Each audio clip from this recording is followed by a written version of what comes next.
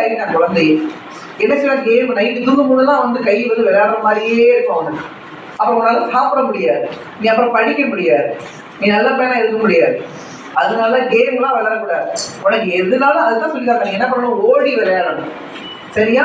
நீ கிரிக்கெட் விளையாடு, கபடி விளையாடு, சிலம்பம் கற்றுக்க, இல்லை வந்து ரன்னிங் போ, நடந்து போ, இது கல் போட்டு விளையாடு. எதுனாலும் நீ என்ன பண்ணணும், ஓடி விளையாடுறதுதான் நம்ம ரொம்ப முக்கியம். சரிங்களாப்பா? அதெல்லாம் கேம் விளையாடுறோம். அடுத்து யூடியூப்ல வந்து நைட்லாம் பார்க்கக்கூடாது. நீங்க வந்து உங்க சப்ஜெக்ட் வேணும்னா சப்ஜெக்ட் பார்த்துங்க, இல்ல டிவி வேணும்னா டிவி பார்த்துங்க.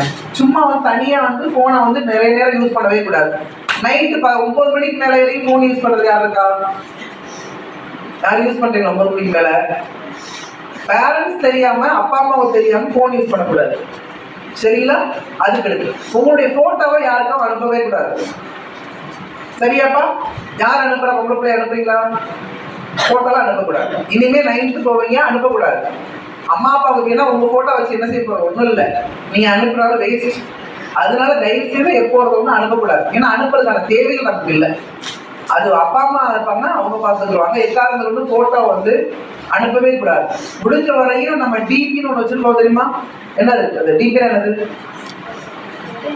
வாட்ஸ்அப்ல டிபி வைப்போமா, போட்டோ. அது மாதிரி உங்க போட்டோலாம் வைக்கக்கூடாது. சரியாப்பா? முடிஞ்ச வரையும் வைக்காம நம்ம பார்த்துக்கணும். அதுக்கு இன்ஸ்டாகிராம் யாரும் யூஸ் பண்றீங்களா? யூஸ் பண்ணுறாங்களா? அண்ணே, அக்கா, உங்க வீட்டுல நீங்க யூஸ் பண்ணக்கூடாது. உங்க அக்காட்டே சொல்லணும், இன்ஸ்டாகிராம் யூஸ் பண்ணக்கூடாது. ஏன் இன்ஸ்டாகிராம்? அதெல்லாம் தேவையில்லை, அப்படி யூஸ் பண்ணக்கூடாது. இன்ஸ்டாகிராம் யூஸ் பண்ணக்கூடாது. சரிங்களா? போன் வந்து அதிகமாக யார்ட்டும் பேசக்கூடாது. அப்பா அம்மாவுக்கு தெரிஞ்சுதான் பேசணும். நம்ம கூட அப்பா அம்மா இருக்காங்க. முக்கியமா போட்டோ நம்ம அனுப்பக்கூடாது. கேர்ஃபுல்லா இருக்கு. போன் பக்கத்துல வச்சு தூங்கக்கூடாது. போனெல்லாம் தள்ளி தான் வைக்கணும் அந்த பக்கம். சரியாப்பா? எக்காரணம் நீங்க வந்து அம்மாட்ட சண்டை போட்டுட்டு போன்ல எல்லாம் நான் இருக்க முடியாது அப்படிலாம் சொல்லக்கூடாது. போனை வந்து காதுல வச்சுட்டு தூங்கக்கூடாது, பக்கத்துல வச்சுட்டே தூங்கக்கூடாது. நம்ம என்ன பண்ணுவோம், தூக்கத்திலேயே அப்படி போனை வச்சுட்டு தூங்கிடுவோம். அப்படிலாம் பண்ணக்கூடாது, கஷ்டமா இருக்கும். என்ன செய்யணும், போனை வந்து தனியா வைக்கணும்.